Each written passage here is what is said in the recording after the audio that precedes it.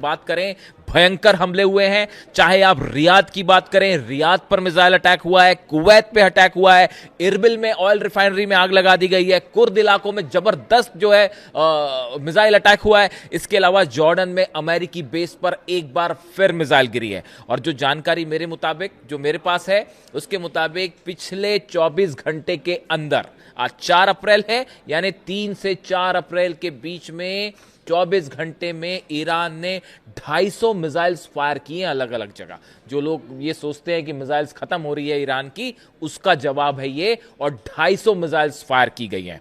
और सबसे ज्यादा जो मिसाइल फायर की गई उसमें इमाद और गदर का इस्तेमाल किया गया है। ये 2 मिसाइल्स जिसने एक बार फिर कई अरब देशों को दहलाया और इजराइल पर जबरदस्त हमले हुए हैं। केमिकल फैक्ट्री जल रही है इजराइल की, हाइफा में एक बार फिर हमले हुए हैं ऑयल रिफाइनरी के ऊपर, और अलग अलग शहरों में इजराइल के हमले हो रहे हैं। लेकिन इस बीच 2 खबरें ऐसी हैं जिसका मैं जिक्र करना चाहूंगा। देखिए, कल ही मैंने ये वीडियो बनाया था कि वर्ल्ड ऑर्डर अब चेंज हो रहा है। उसका एक और एग्जाम्पल सामने आ गया। यूनाइटेड नेशंस में बहुत बड़ी जीत हुई है ईरान की। देखिए, 23 साल बाद फ्रांस ने ईरान का समर्थन कर दिया है यूनाइटेड नेशंस में, और फ्रांस और रूस और चीन ने मिलकर ईरान के खिलाफ जो प्रस्ताव रखा गया था कि कार्रवाई की जाए, उसको वीटो कर दिया। और उसमें फ्रांस ने भी साथ दिया रूस और चीन का। यह बहुत बड़ी खबर है। जो इंटरनेशनल रिलेशंस के जानकार हैं, ये वही बात है कि पूरा वर्ल्ड ऑर्डर अब चेंज हो रहा है और डोनाल्ड ट्रंप और अमेरिका, हर तरफ हार मिल रही साहब। जंग में भी हार रहा है अमेरिका, ग्राउंड ऑपरेशन कर नहीं पा रहा है, हॉर्मूज में हार मिली है, फाइटर जेट्स गिर रहे हैं, उसकी भी बात करेंगे जो फाइटर जेट गिरा दिया। और उसके बाद अब यूनाइटेड नेशंस में यह हार। देखिए, पहले हम एक बार शॉर्ट में यूएन की बात कर लें। यूएन में 23 साल बाद किसी मुद्दे पर फ्रांस, रूस और चीन ने पहली बार वीटो किया, वो भी संयुक्त राज्य अमेरिका के खिलाफ। दरअसल बहरीन ने हॉर्मूज को लेकर एक प्रस्ताव यूनाइटेड नेशन सिक्योरिटी काउंसिल में रखा था। यह प्रस्ताव पास हो जाता तो जंग के बीच ईरान की मुसीबत और बढ़ सकती थी। लेकिन रूस, चीन के साथ मिलकर फ्रांस ने इसे वीटो कर दिया। इससे पहले 2003 में इराक के खिलाफ जंग के दौरान तीनों देशों ने एक साथ मिलकर अमेरिका का विरोध किया था। यानी 2003 में इराक की जंग के समय जो स्टैंड फ्रांस ने लिया था, वो अब लिया गया है। इसकी एक बड़ी वजह है, अमेरिका के राष्ट्रपति डोनाल्ड ट्रंप ने फ्रांस को लेकर कई बार टिप्पणियां की, उनके राष्ट्रपति का मजाक उड़ाया। ये बिल्कुल वैसे ही है जैसे कि मोहम्मद बिन सलमान के साथ किया गया। वो डोनाल्ड ट्रंप ने जिस तरह से उन पर कमेंट किया था, उसी तरह की बातें जो है उन्होंने फ्रांस के राष्ट्रपति का उन्होंने मजाक उड़ाया। उसके बाद से जो है दूरियां बढ़नी शुरू हो गई थी नेटो को लेकर। एक तो नेटो की हालत ऐसी कि नेटो खत्म माना जा रहा है, नेटो जो है खत्म माना जा रहा है, और ये अमेरिका की हार में एक और तमगा जो है वो जुड़ चुका है।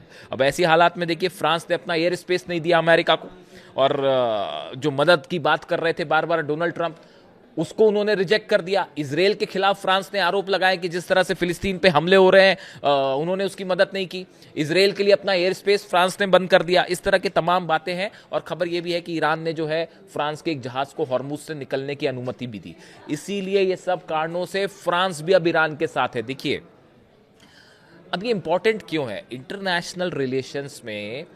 ईरान, देखिए, आप ईरान की विदेश नीति की आप बात करें, ईरान ने जब भी पहले बात की, न्यूक्लियर टॉक्स जो हो रही थी अमेरिका के साथ, ईरान ने बड़े सदे हुए तरीके से अपनी बात सामने रखी, कि सिविलाइज्ड कंट्री की तरह अपनी बात सामने रखी। हमला तो अमेरिका ने किया था, बात के दौरान इजराइल ने किया था, ईरान तो बातचीत कर रहा था। तो गलती किसकी थी आप खुद बताइए। अब ऐसी सिचुएशन में एक बार फिर इस समय ईरान के सामने यह है चैलेंज कि इंटरनेशनल लेवल पे समर्थन हासिल किया जाए, और पूरी दुनिया ये महसूस कर रही है। देखिए, आज डोनाल्ड ट्रंप अलग थलग पड़े हुए हैं, अमेरिका में उनका भयंकर विरोध हो रहा है, अरब ने साथ छोड़ दिया है, वो पुतिन से बात कर रहे हैं, चीन और रूस ने तो मन बना लिया है कि इस बार मिलके जो है वो घेर लिया जाए। और ईरान की तरफ से अब ये कोशिश है कि पूरी दुनिया उसका पक्ष समझे। भारत के साथ लगातार संबंध बेहतर हो रहे हैं, बल्कि नई ऊंचाई पे पहुंच रहे हैं, मैंने आपको बताया ही था। इस बीच फ्रांस की तरफ से ईरान के साथ आना, फ्रांस का ये बहुत बड़ा झटका है अमेरिका के लिए। इसके अलावा देखिए, एक बड़ी बात मैं आज फिर करना चाह रहा हूं। डिएगो गार्सिया में बड़ा मूवमेंट हो रहा है। डिएगो गार्सिया हिंद महासागर में जो बेस है ब्रिटेन और अमेरिका की फोर्सेस है वहाँ पे। बताया ये जा रहा है कि डिएगो गार्सिया में एक बड़ी वॉर प्रैक्टिस कर रहा है अमेरिका कि कैसे ईरान में घुस के ग्राउंड ऑपरेशन किया जाए। ये जो यूएसएस ट्रिपोली जहाज आया है, जापान से चल के आया है और ये माइंस काटने का काम करता है, होर्मुज में कैसे ऑपरेशन किया जाए इसकी तैयारी हो रही है डिएगो गार्सिया में। सावधान रहने की जरूरत है इस मुद्दे को लेकर। देखिए, डिएगो गार्सिया वो जगह है जहां पे अमेरिका के स्ट्रेटेजिक वॉर प्लेन्स हैं, शिप्स हैं, मिसाइल्स हैं, वहां पर ये प्रैक्टिस चल रही है। और आप देखिए, खबर आ रही है इस तरह से कि जिरल्डार फोर्ड में जो आग लगी थी उसको रिपेयर किया गया, करीब 20-25 दिन का उसमें समय लगा, अब उसको वापस भेज दिया गया है ईरान की तरफ। अब्राहम लिंकन है वो दूरी पर खड़ा हुआ है, पास नहीं जा रहा, दूर खड़ा हुआ है, और जॉर्ज डब्ल्यू बुश भी आ रहा है। 3 एयरक्राफ्ट कैरियर फिर से ईरान की तरफ बढ़ रहे हैं। यूएसएस ट्रिपोली डिएगो गार्सिया में मौजूद है, वहां पे बड़ी ग्राउंड एक्सरसाइज हो रही है कि कैसे ग्राउंड ऑपरेशन किया जाए। इस बीच लगातार बमबारी हो रही है ईरान के ऊपर, आईआरजीसी के ठिकानों को तबाह करने की कोशिश हो रही है ताकि ग्राउंड ऑपरेशन हो तो सेना एक्शन ना ले पाए। लेकिन हालात दूसरे हैं। ईरान की तरफ से बयान आया है कि एक भी सैनिक ने अगर कदम रखा तो उसको वापस नहीं जाने देना है। ये आईआरजीसी की तरफ से खुली चेतावनी आ गई। देखिए, ईरान के पास सारी इंफॉर्मेशन है, मैं आपको पहले ही बता रहा हूं डिएगो गार्सिया में क्या हो रहा है, वो थोड़ी सी जानकारी आप, जब मैं बैठे बैठे आपको बता रहा हूं तो फिर ईरान के पास तो होएगी जानकारी, आप समझ ही सकते हो। चीन के सैटेलाइट्स नजर रखे हुए हैं, रशिया के सैटेलाइट्स नजर रखे हुए हैं, कौन सा जहाज कहां उतर रहा है, सब जानकारी ईरान के पास है। ईरान को पता है ये डिएगो गार्सिया में क्या हो रहा है। बहुत सारी खबरें मैं आप तक वो पहुंचाने की कोशिश कर रहा हूं जो आपको नॉर्मल मीडिया में सामने नहीं मिलेगी, जो आपको कई जगह से रिसर्च करके निकालनी होगी। कई आपके स्पेकुलेशंस होते हैं कि यूएसएस ट्रिपोली अब तक ईरान के उस रेंज में क्यों नहीं आया जहां पर, ऐसी बॉक्सर भी है एक जो इनका हमला करने वाला एक और डिस्ट्रॉयर है, जहाज है बॉक्सर, वो पूरी जो अपने साथ लेके चलता है जहाज वाज, वो अभी तक वहां नहीं पहुंचा है। यानी कि ये माना जा रहा है, जो देखिए जहाज़ों की जो पोजीशन है, अगर आप इसको स्टडी करें, मैं डिफेंस और हथियारों से जुड़े चीज़ों को एनालाइज करता हूं, उससे समझता रहता हूं, तो देखिए क्या होता है कि कोई भी जहाज़ कितनी दूरी पर है, उसको बैकिंग वाले जहाज़ कितनी दूरी पे हैं, तीनों एयरक्राफ्ट कैरियर्स जो हैं वो कितनी दूरी पे हैं, यूएसएस ट्रिपोली डिएगो गार्सिया के करीब है, वो कहाँ पहुंच रहा है, ये अंदाज लगाता है कि अभी कितना टाइम और लगेगा। तो ऐसा लगता है फिलहाल कि कम से कम 48 घंटे लगेंगे अगर डोनाल्ड ट्रंप कोई ऑपरेशन करते हैं। एक बात तो तय है, ये जो जहाज आ रहे हैं सबके सब, जेरल्ड हो गया, Abraham Lincoln, George W Bush, Tripoli, boxer भी पहुंचेगा, ये आज नहीं तो कल पहुंचेगा, और उसके अलावा 50,000 मरीन्स तैयार है। और जिस तरह से ट्रिपोली एक्सरसाइज कर रहा है डिएगो गार्सिया में, ये निश्चित माना जा रहा है कि डोनाल्ड ट्रंप जो है वो अपनी हार से फ्रस्ट्रेशन में कोई ना कोई ऑपरेशन करेंगे ईरान में, ये तय माना जा रहा है। जो एक्सपर्ट्स हैं वो मान के चल रहे हैं। देखिए, डोनाल्ड ट्रंप जिस तरह से रिएक्ट कर रहे हैं चीज़ों को लेके, उन्होंने अपने सेना के अधिकारियों को हटाना शुरू कर दिया। उन्होंने जो है वो, अब तो ये भी कहा जा रहा है कि जिस तरह से एक्शन लिया कि उन्होंने जेडी वेंस को एक नई जिम्मेदारी दे दी है कि 5 राज्यों में जो डेमोक्रेट लीडर्स हैं उनकी जांच की जाए कि कैसे पैसा आ रहा है, नहीं आ रहा है। ये एक फ्रस्ट्रेशन बताता है। ये जो एक्ट अब हो रहे हैं ये बताता है कि अब कभी भी कुछ भी कर सकते हैं वो शर्मिंदगी से बचने के लिए। तो ऐसे हालात में अब ये एक्सपर्ट्स मान के चल रहे हैं कि एक ऑपरेशन हो सकता है ईरान में, और सेना उसके लिए तैयार है। ईरान ने अपनी तैयारी कर रखी है और जबरदस्त तैयारी कर रखी है। जो फाइटर जेट गिरा F-15 अमेरिका का, देखिए इससे शर्मनाक स्थिति नहीं होती है। कोई भी फाइटर जेट गिर जाए F-15 के लेवल का, उसको ईरान के डिफेंस सिस्टम ने मार गिराया। कई लोग मुझसे सवाल पूछ रहे थे। देखिए, मैंने ये वीडियोस जब बनाने शुरू किए, जंग शुरू हुई उसके पहले मैंने एक वीडियो बनाया था कि इस बार ईरान अपने डिफेंस सिस्टम से बड़ा सरप्राइज देगा, इस तरह की बात थी। देखिए, मेरे पास जो जानकारियां थी वो इस तरह की थी कि चाइना का अपना डिफेंस सिस्टम है और रशिया ने भी शायद S-400 की कुछ यूनिट्स प्रोवाइड की है, शायद पूरी प्रोवाइड नहीं की। उसकी भी वजह मैंने एक आपको बताई थी कि यूक्रेन को टॉमहॉक नहीं दिया तो शायद प्रोवाइड नहीं हुआ। इस तरह की चीज़ें होती हैं कई बार वॉर में। तो अब देखिए, लेकिन ये ज़रूर था कि ईरान ने अपने डिफेंस पे काम किया है। अब उन्होंने टेक्नोलॉजी मिली, उन्होंने खुद अपना डेवलप किया आईआरजीसी ने, या जो भी रहा हो, बट अमेरिका के फाइटर जेट्स जिस तरह से गिरे हैं, इसमें कोई शक नहीं है कि ईरान ने बेहतरीन एग्जाम्पल पेश किया है डिफेंस सिस्टम का। पायलट्स जो हैं वो सेना के कब्जे में हैं, वो आपको पता ही है। और जिस तरह से कल ये पूरा घटनाक्रम हुआ बड़ा इंटरेस्टिंग था, डॉग फाइट कि वो जो है पहले तो प्लेन गिरा, उसके बाद वो पायलट इजेक्ट हुआ, फिर उसके बाद आईआरजीसी की तरफ से कहा गया कि कुछ लोगों ने उनको पकड़ने की कोशिश की, तो ईरान की सेना ने अपील की कि उस पायलट को नुकसान ना पहुंचाया जाए।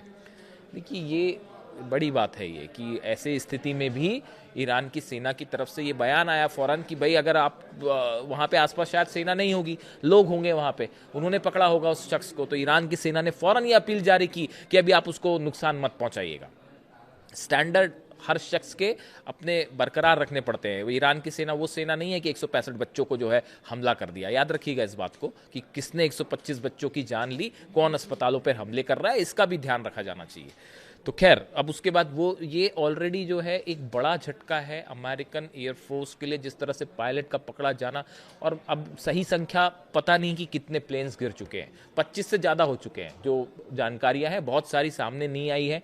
उसके नंबर्स जब सामने आएंगे तब पता चलेगा। वैसे इसराइल को भी बड़ा झटका पड़ा है, जो मेरी जानकारी के मुताबिक वहाँ पे बड़े सारे प्लेन्स ऐसे थे जो कि एयर बेसिस पर खड़े थे, जिनको तबाह कर दिया गया है। तो ये जो नंबर ऑफ पायलट्स जब जंग के बाद सामने आएगा, मैं बार बार कहता हूं जंग के बाद जब कब खत्म होगी, मुझे तो अभी दूर दूर तक कहीं एंड नहीं दिखाई दे रहा कि कहां पे खत्म होगी जंग। और वो जो है जब आपके पास टोटल नंबर्स आएंगे आप हैरान रह जाएंगे कि ईरान ने जो है वो कितना बड़ा झटका दे दिया। तो देखिए हाँ, बात हम एक बार फिर से आए इस पे, डिएगो गार्सिया से जो ये मूवमेंट है। अब सवाल ये है कि अगर डिएगो गार्सिया से कोई ऑपरेशन आप लॉन्च करते हैं तो कैसे होगा। देखिए एक तो ये है कि आपने हैवी बम्बार्डमेंट किया, वो ऑलरेडी हो रहा है। जिस तरह से आपने देखा ईरान के ब्रिज पर हमला करना, ईरान के स्ट्रेटेजिक लोकेशंस पर हमला करना, उसके अलावा अब ऐसे जगह हमले हो रहे हैं, पुल पर हमला कर दिया, अस्पताल पर हमला कर दिया, कहीं इंफ्रास्ट्रक्चर को। ये फ्रस्ट्रेशन दिखाता है। यही बात अब्बास अराक्ची कह रहे हैं कि अमेरिका की नैतिक हार है, मॉरल हार। तो जब किसी का मॉरल हो तब उसकी मॉरल हार हो। मैं इस बात पे ईरान के विदेश मंत्री से थोड़ा असहमत हूँ कि ईरान के विदेश मंत्री कह रहे हैं कि ये मॉरल लॉस है, एक हार है, मॉरल डिफीट है ये। तो मॉरल डिफीट तो उस शख्स की होगी ना जिसके पास कोई मॉरल हो, जो 165 बच्चों को शहीद कर दे रहा है, जो सुप्रीम लीडर को निशाना बना दे रहा है, जो अस्पतालों पे हमले कर रहा है, यूनिवर्सिटी पे हमले कर रहा है। उनकी क्या मोरलिटी होगी साहब, आप ही बताइए, इज़न्ट इट। तो अब देखिए, अब मामला ये है कि जो एक्सपर्ट्स बता रहे हैं, मैंने कल बड़ी चर्चा की इस पे, कि एक बड़ा बम्बार्डमेंट होगा और उसके बाद हॉर्मूज में केशम आइलैंड को कब्जा करने की कोशिश हो सकती है। केशम आइलैंड के पास कल भी काफ़ी मूवमेंट हुआ। आप देखिए अमेरिकन जेट्स वहाँ पे आ रहे हैं, बम बरसा रहे हैं। हॉर्मूज के एंट्री पॉइंट एग्जिट पॉइंट में एक बार बता चुका हूँ आपको, दोनों एंट्री एग्जिट पर एक साथ हमला। उसके बाद मूसा आइलैंड पे, इसमें यूएई का भी कुछ रोल हो सकता है, उस पर भी नज़र रखने की ज़रूरत है। ईरान ने नज़रें बनाई हुई हैं, इसी वजह से वो यूएई पर हमले हो रहे हैं। वो आप देख ही रहे हैं कि यूएई पे जो हमले इसी वजह से है। ईरान ने जो एम्प्टिव स्ट्राइक, हाँ ये प्री एम्प्टिव स्ट्राइक याद है आपको, जंग के पहले बार बार ईरान कह रहा था हम प्री एम्प्टिव स्ट्राइक करेंगे, प्री एम्प्टिव स्ट्राइक करेंगे। ये जो यूएई पर हमले हो रहे हैं, वो ईरान ने उसको पहले ही वार्निंग दे दी है कि देखिए ऐसा है, बीच में कूदने की जरूरत नहीं है, आप सीमा में रहें। अगर आप जंग में कूदेंगे तो फिर अभी जितनी मिसाइल गिर रही हैं उसकी दुगनी गिरेगी, फिर आप हिसाब समझ लो फिर। तो ये खबरें हैं इस तरह की कि यूएई जो है वो मदद कर सकता है मूसा आइलैंड पर, और केशम पे हमले पे मदद हो सकती है। तो ये दो आइलैंड्स हैं जिसको लेकर टारगेट किया जा सकता है। पैराट्रूपर्स से फोर्सेस उतर सकती हैं। पहले इस तरह की बात थी कि यूरेनियम के लिए अंदर घुस के हमला होगा, वो तो नहीं हो रहा, बड़ा ही मुश्किल है वो तो ऐसा है कि बिल्कुल मतलब उसके लिए जो जितनी तैयारी चाहिए वो सिचुएशन में अमेरिकन फोर्सेस है ही नहीं। तो अब क्या होता है, ये आइलैंड पर कब्जा हो सकता है क्योंकि यहाँ पे पैराट्रूपर्स उतर सकते हैं, यूएई करीब है। तो इस तरह से एक कोशिश हो सकती है। जितना बड़ा जमावड़ा ये है, ये जमावड़ा युद्ध खत्म करने की दिशा में तो नहीं है। जेरल्ड और Ford, Abraham Lincoln, George W Bush, Tripoli, boxer, 50-60 हज़ार जो है सैनिक घेर कर खड़े हुए हैं। भारी बम्बार्डमेंट हो रहा है। इसके लिए ईरान की सेना भी तैयार है। ईरान ने बड़ा प्लान तैयार कर रखा है। रूस की बैकिंग मिल रही है, चाइना की बैकिंग मिल रही है कि कैसे अगर ग्राउंड ऑपरेशन होता है तो कैसे उनको आने दिया जाए और उसके बाद उसे कैसे जो है सैनिकों को घेर लिया जाए।